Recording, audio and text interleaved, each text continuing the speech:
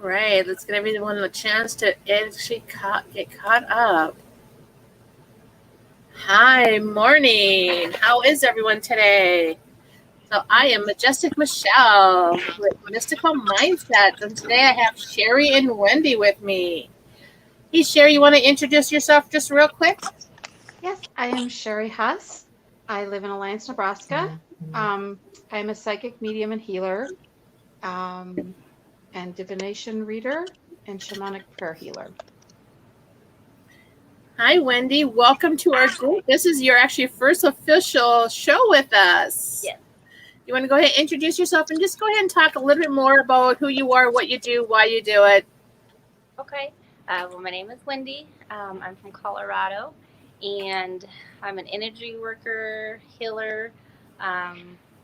Basically, what I do is I just connect with someone, and I help them identify, like blocks, things that have just been stuck or trapped, inherited, all kinds of different things, and then help them to release that, let that go, replace it with better stuff. Cool. So I'm Jessica Michelle. I am a healer. I use the modality of the Akashic Records to open you up so you can allow yourself the freedom to move around. All right, so today we're going to talk about our different psychic abilities because we all have different ones and we all use them so differently. So let's go ahead and Sherry, you mentioned a couple different abilities that you are a medium. What other ones did you mention? You're going to need to unmute yourself. Let's see. I do shamanic prayer healing, and I do use divination cards and like runes and stuff. Okay.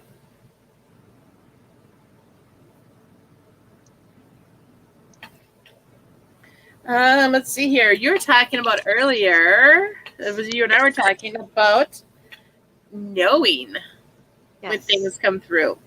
Yes. So tell me what it's like to just kind of know something. I'm sorry. I'm adjusting my camera, and no matter what I do, it's backwards. I guess when I'm doing readings and things for people, the information just comes to me, and I just start talking about it. And at first, it's intimidating because you're thinking, "Is this my imagination?" But eventually, you trust your intuition enough. That's the biggest thing. You trust it, and it's almost always right. It's almost as if I don't even know how to explain it, because it's not like you're a witness to it sometimes, but that just information just comes to your spirit, and you're able to talk about it. Okay. Wendy, what gifts do you use all the time? I'll be honest. I'm going to say intuition, but,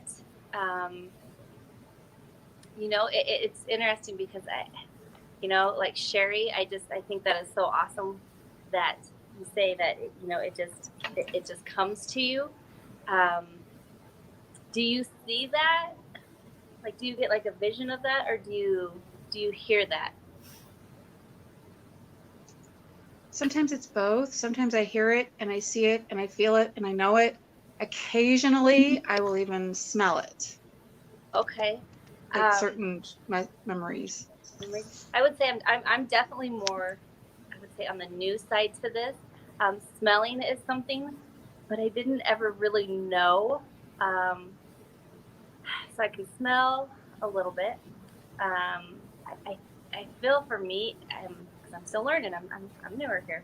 I feel like I feel it, like I know, but sometimes I'll get like a face, or I'll get like a picture.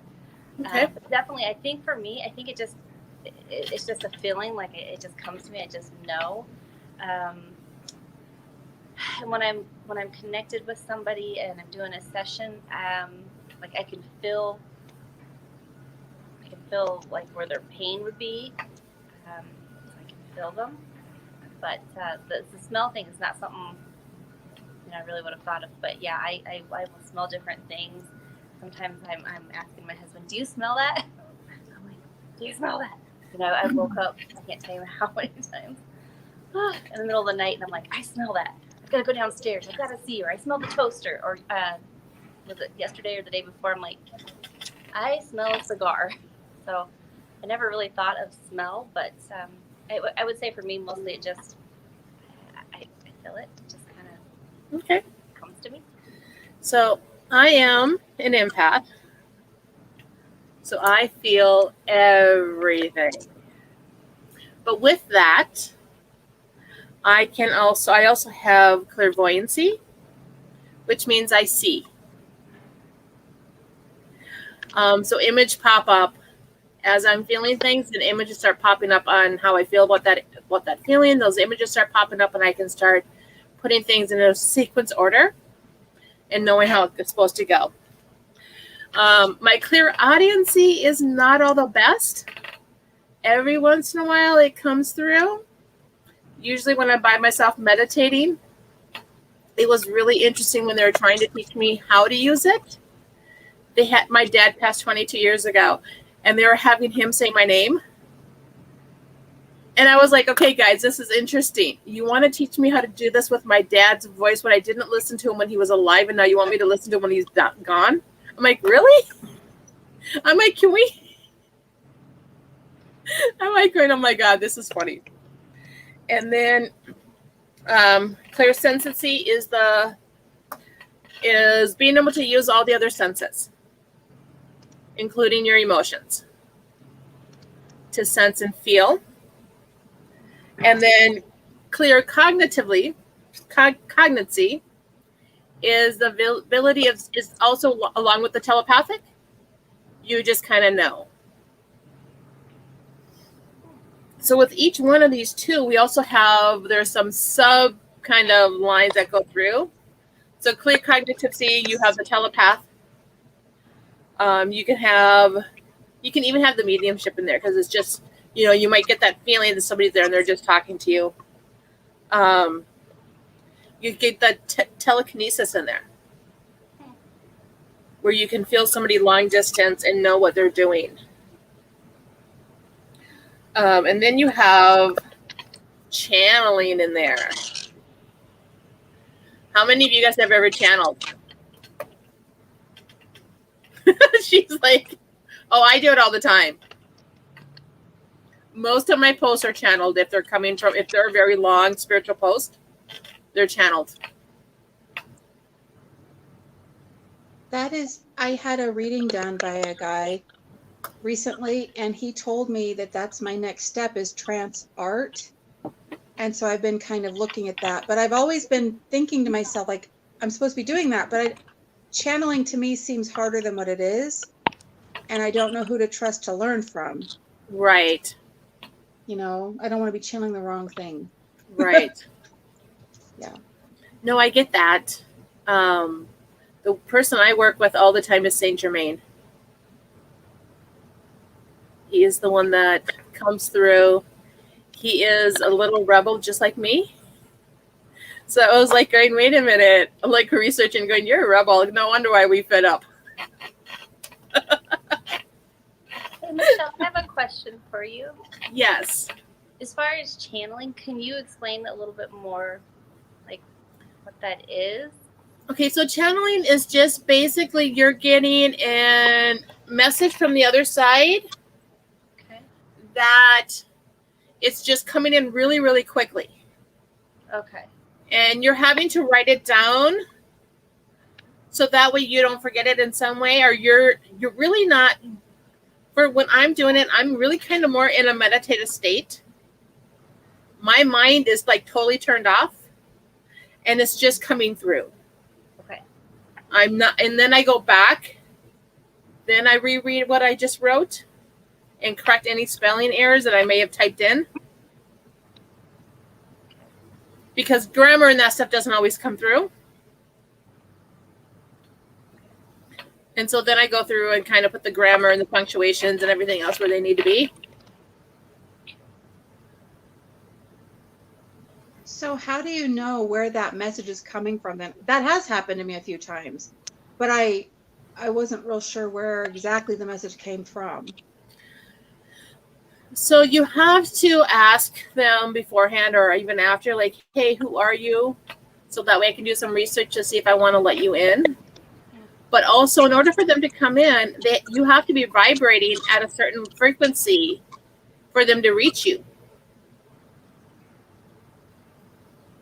Otherwise, if they have to come down too much, and I've had this happen with one of the ones that I channeled, they had to bring me up so much in order to channel with them that I actually vibrated for the next 2 days because the energy was so intense. Like literally afterwards, I'm like, I need a steak and potatoes because I need to reground my body.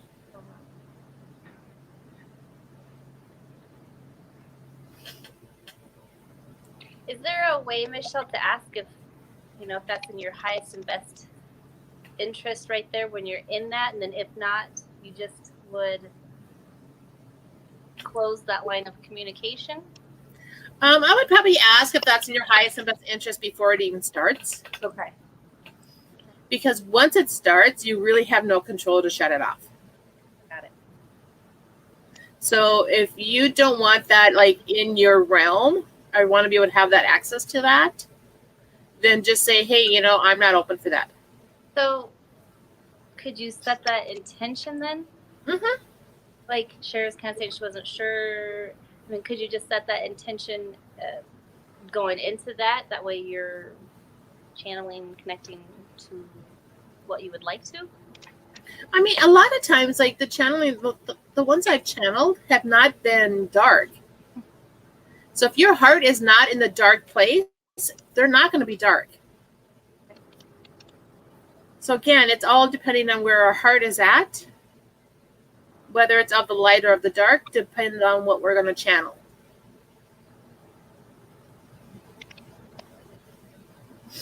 And it all depends on like who your personality is and what you're here on earth to do. Makes sense. So, not to interrupt you, I'm sorry.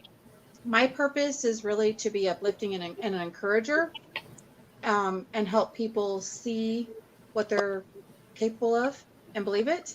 Mm-hmm. So when I have had these messages come in, I literally cannot hardly breathe sometimes. There's so much love that rushes in. It just feels like you're floating in it. And so I haven't been afraid of it, but sometimes I'm just wondering, okay, was that an angel? Was it a loved one? Was it a spirit guide? Was it God himself? Was it like, you just don't know sometimes. And right. You're not able to ask that, Sherry? What's that? Can you ask that? I just never thought of it before.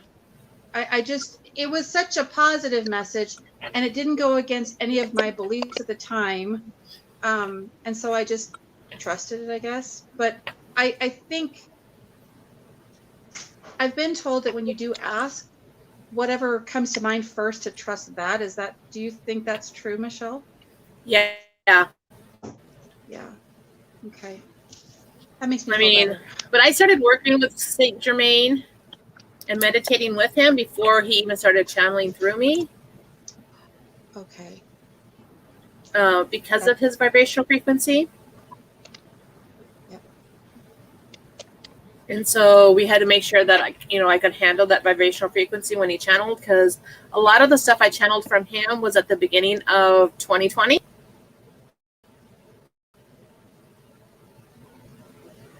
And everything that was going on.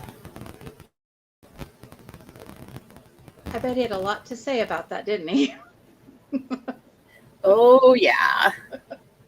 I'm kind of waiting for some of them to pop up in my feed for like the memory, but they haven't yet. Oh. Yeah, that'll be exciting when it does. Right? Yeah. Because, yeah, it was really an interesting time of channeling. Well, I had always been taught that channeling, is letting someone take over your body and, your thoughts and all of this. And I didn't find that to be true at all. I just felt like I was being guided to say something. Right. So I've never had it to where they've taken over my body. I've find that one there was channeling a little bit on the eccentric side. I don't know if that's how they portrayed it in the movies or whatever, to get people to like see that or what it is. Because that's very theatrical type thing, and that they can easily portray the takeover of the body in a movie. But yeah, I've never had any of them come in and actually stay. It's like they're just like feeding their thoughts through mine, and I'm just writing it down. And it usually happens basically after I meditate. If they have something right after I meditate, they come through and go, okay, start typing. Because I'm already in that headspace.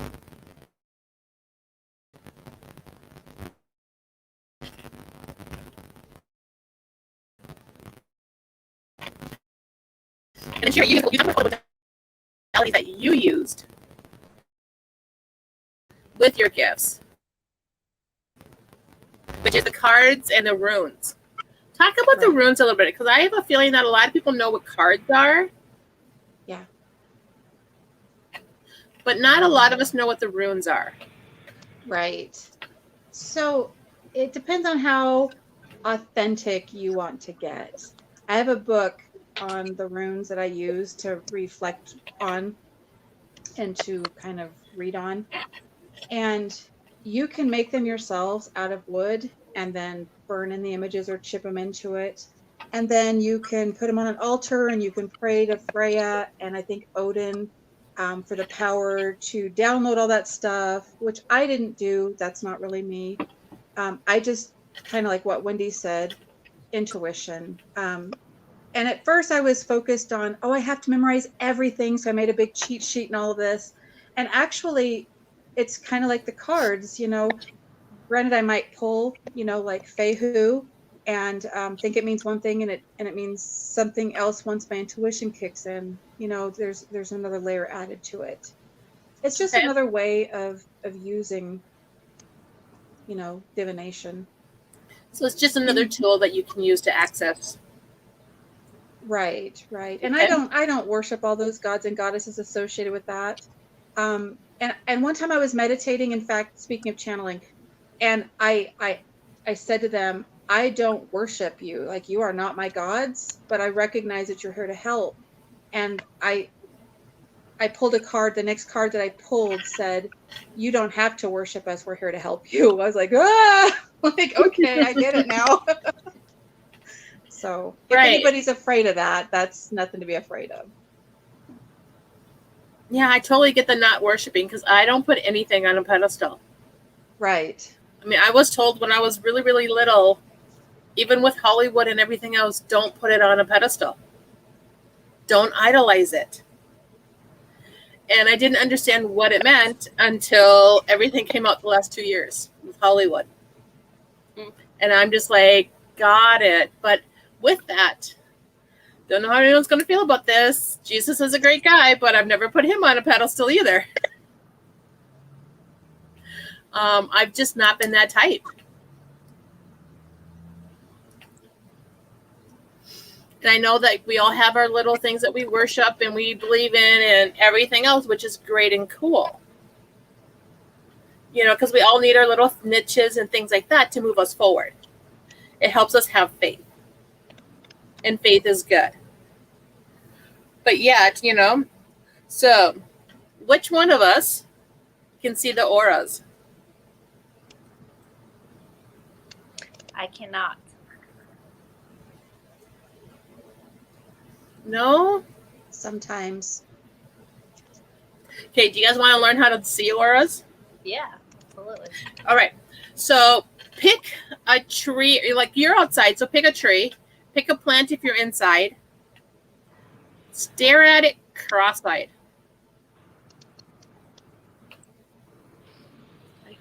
I'm in a newer neighborhood, so there's literally like one tree. Okay. Second here. Move this over here just a little bit.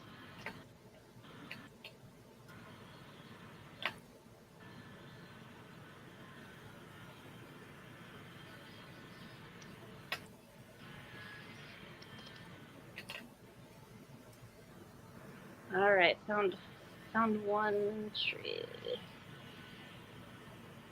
And at first, you might not see the colors of the aura of the tree or the plant. You might just see like a little shadow or a white thing above it. Huh, yes. So it's telling you were on the right track. You just need to practice. That's awesome. So you know that one thing that your mother told you that your eyes are going to stick that way if you continue to do it? Uh-huh. Oh, goodness, yes. So a question for that, Michelle. So that's how I teach people, like, if you want to see auras, you got to go cross-eyed. Especially since when we're kids, we automatically have the gifts, but we lose them as our logical mind kicks in, and parenting kicks in going, that's not okay, that's not normal, you should not, we got to forget about all that stuff. So most kids put it away and put it aside. There's a few of us that our guides in our village are like, nope, that's not what you're here for. So Michelle, when I think of being able to see that, I think of like beautiful colors, bright colors, beautiful colors. But I'll say the tree that I did that on, it's not looking so hot. It must not be taken so well. And it was kind of like a darker grayish-y, darker blue, just kind of. So does that make sense? Because the tree obviously is not. That does make sense. It means go up and touch it and just give it a little love. Okay. Because trees, just like us, we need love. And if there's no other trees really around where the root systems have not touched anything yet, because trees underground touch. And they need that. Just like we need physical touch as human beings. Okay. So if there's nothing around for the roots to physically touch, they could just be lonely. That would make sense. All by itself. Mm-hmm. I did that last year, Michelle. I hope I didn't interrupt somebody. There's a little bit of a lag. But I went up and I did that, and I intentionally had the love transfer thing going on. And once I felt like I connected, I felt my heart space just expand, like almost like there was no end. It was really crazy. And that's when it really hit me once again, like it did in childhood, that's a living like a living. Yeah. I love trees. So,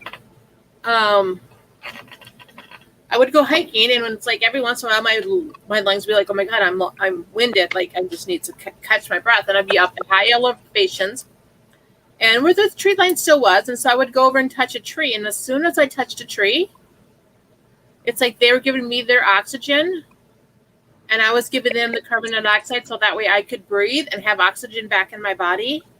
And it was just like an equal exchange, and I would say thank you and move on.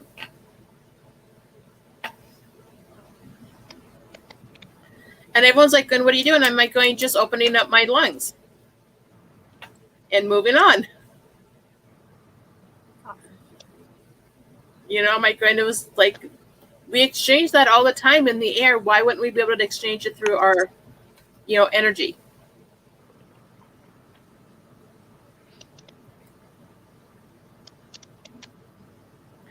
So, yeah.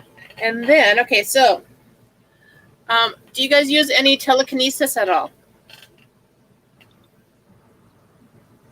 Can you explain that just a little bit more? Yeah, please. So telekinesis is, kinesis is the being able to was it here?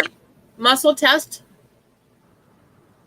to where you don't have to be with them, but you kind of know. An empath uses a lot of telekinesis because we can feel them without having to be with them. As long, it's more of a long distance type thing.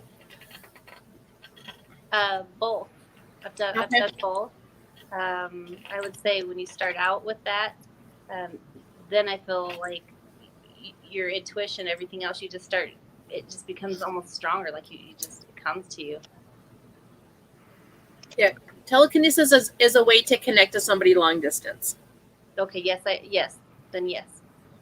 Because most of my clients are all over the states, a few outside the states, and how I'm connecting. I'm not here with them. We're not on a Zoom call. We're not on a phone call. I just connect, and then I do my notes, like a note session. So I never knew it was that. So yes. Okay. Nope, I've done sessions that way too. Sometimes it's a lot easier. Is it? I think it is, because you don't have their energy, their ego mind trying to clog up your energy field as you're trying to do something or go in and see what's going on. That makes total sense. Absolutely.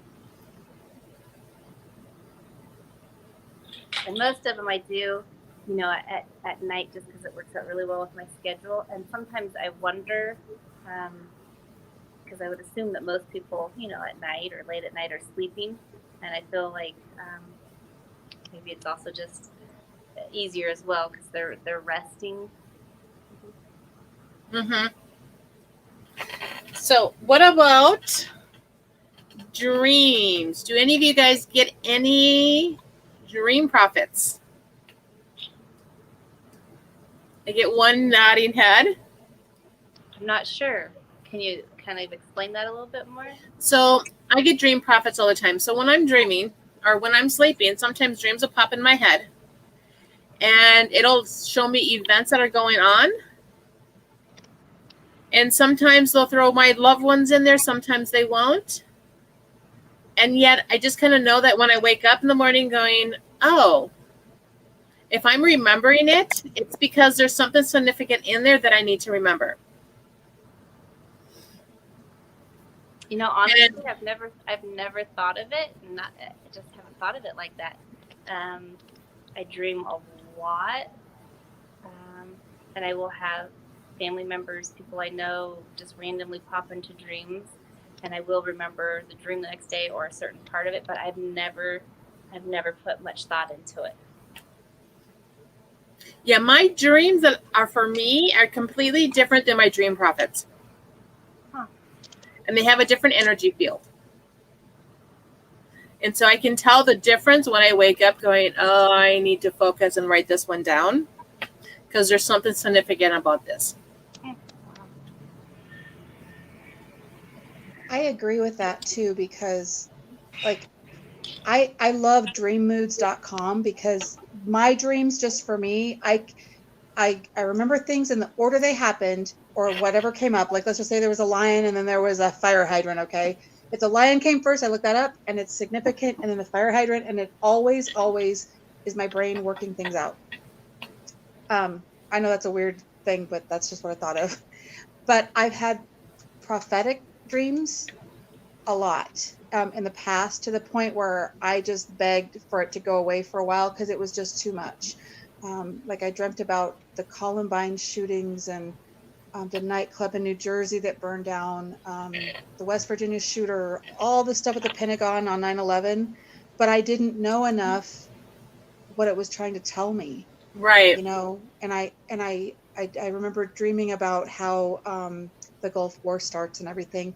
I didn't know what it was back then. This was back in 2000 and before. So in 2009, this is just one of them, but it was a very significant one in my life. Had a dream.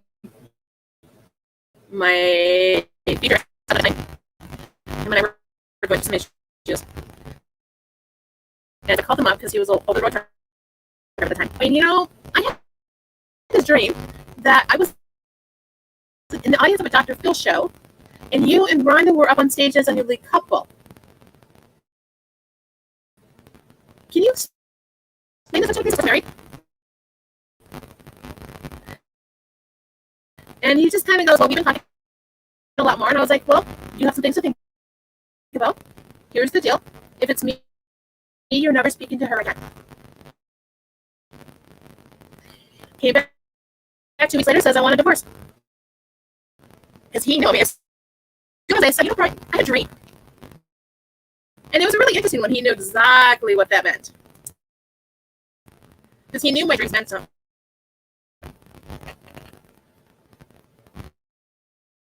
So yeah, it was a really interesting one. Yeah, that was the last major significance. I mean, I had ones that before all the riots and that stuff happened, I had dreams about all like things like being on fire and tipping over.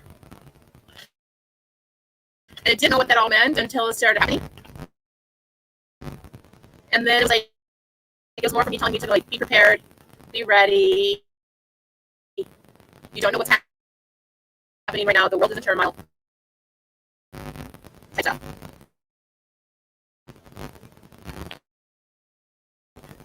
All right, let's see here. Have any of you guys ever? Because here's another modality. I don't know if any of us do this here. Astrology readings.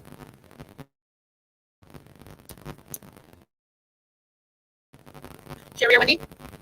You were breaking up. I didn't catch that. Astrology readings. That's another modality. Yeah. I used to do that in high school all the time. You used to? Yeah. Not so much now, but I will help them find their moon signs and that kind of thing to understand their personalities better. I freaked out some teachers in school bad enough where they wouldn't talk to me after that again. There's something to it. I mean, I've had my chart read a couple different times, and they both had different things to say, which was interesting. And yet, I know that humans have been on this earth a lot longer than we think.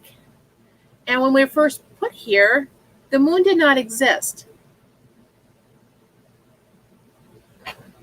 So it's really interesting how we have these moon signs and everything else now, when 6,000 years ago, 7,000 years ago, we didn't have that.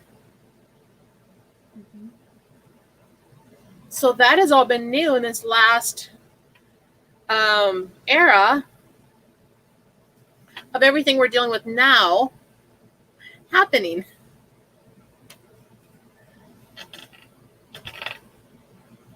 Because even I think it does have. Go ahead. I think it does have some merit though, because the moon, they say, controls the tides. There's 13 cycles of the moon in a year, 13 menstrual cycles for a woman, 13. Like it just. I mean, it's definitely cycles in nature. Yeah, it definitely has fit in. But that's an interesting point you made. I hadn't heard that before. And there is actually 13 astrology signs up in the sky. But they only have a 12-month. So it's like, what don't we know that we don't know? Right. Yeah. And I've heard different positions for that 13th month.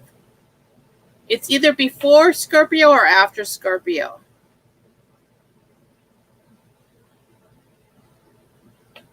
I can't remember what I read. It seems like it was between Scorpio and Capricorn. So maybe after. I don't know. Because there's Scorpio, and then there's Sagittarius, and then there's Capricorn. Yeah, so I'm thinking it's after. I've seen it to where somebody had it placed before Scorpio and somebody had it placed after Scorpio. Wendy, do you have any thoughts on that one?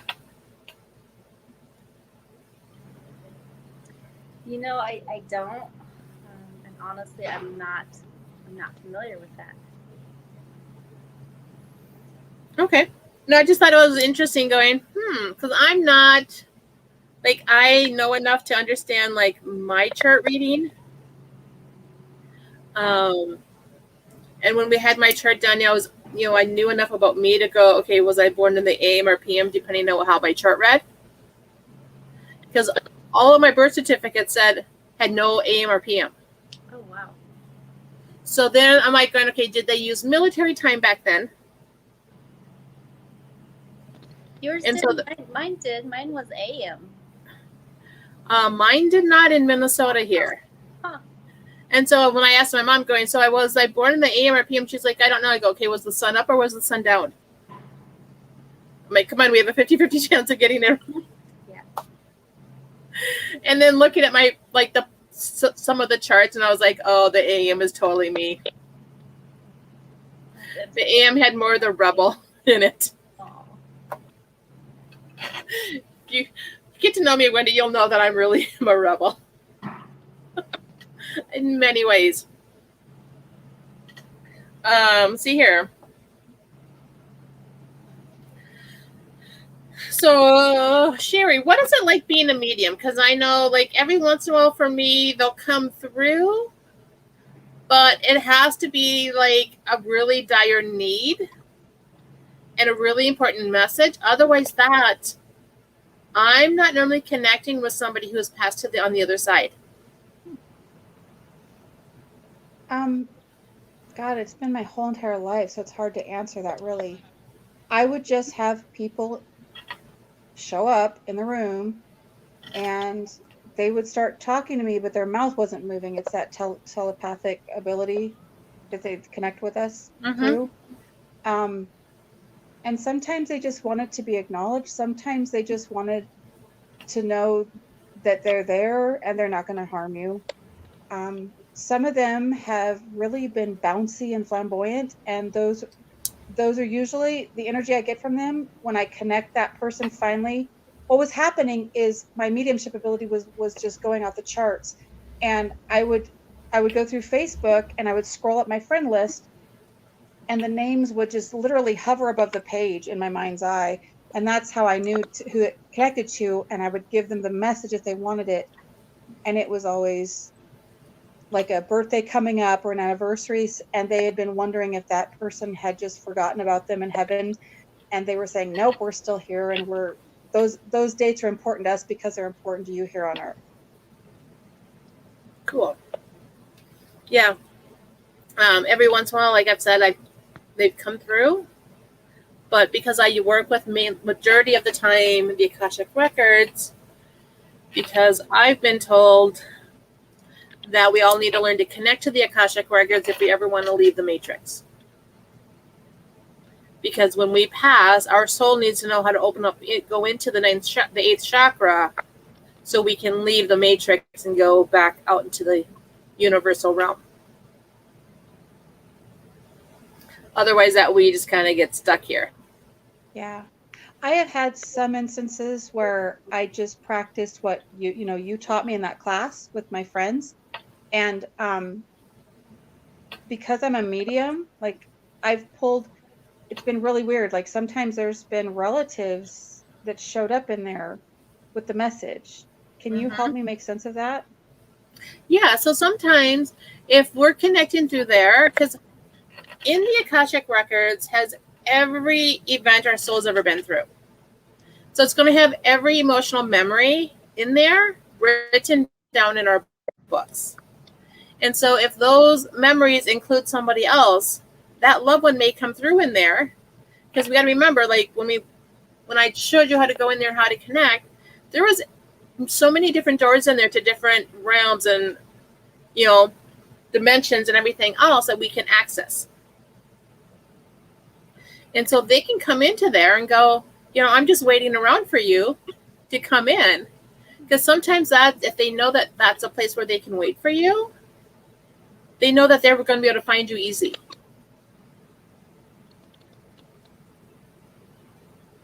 I had an experience where this man came through and the lady just melted. And she's like, that's my ex-father-in-law or my father-in-law. And he was the biggest creep to me. And he had this message for her about self-love, but also about how he wanted forgiveness. Like he's moved past that and he's realized how wrong he was. And it was a very healing experience. Like, yeah. Yeah. When we pass over, if we get stuck in the Matrix, we do go through a schooling first before we come back down. Because have you guys ever watched the movie Purgatory in the 80s? Purgatory? It's a movie about a guy who passes and he goes into this room and he has to watch the movie of his life over and over and over again until he figures out what went wrong. And then he has to have those aha moments like, oh, that should not have happened and that should not have happened. And then he can come back down and have another lifetime to help fix that. It's kind of what our souls go through too. We go through a deep cleansing if we have not realized what we've done wrong here in order to move on. Now, Michelle, Sherry had said, maybe you did a class or some training for her and some friends. Is that something you offer regularly, classes? I do, actually, like on Facebook. I've been posting it probably about once a month now to do an online class. Yeah, I will include you in the next one I set up. Awesome. Because, it's I love it dearly. I love helping people connect and attune to their 8th chakra. Because the more you can practice, when we pass, if we can go into that 8th chakra and leave this realm, our souls are going to be so much happier for that. Because what they tell us here in this realm is actually what happens in the universe out there. It's not for this realm. So it's been an interesting concept to realize.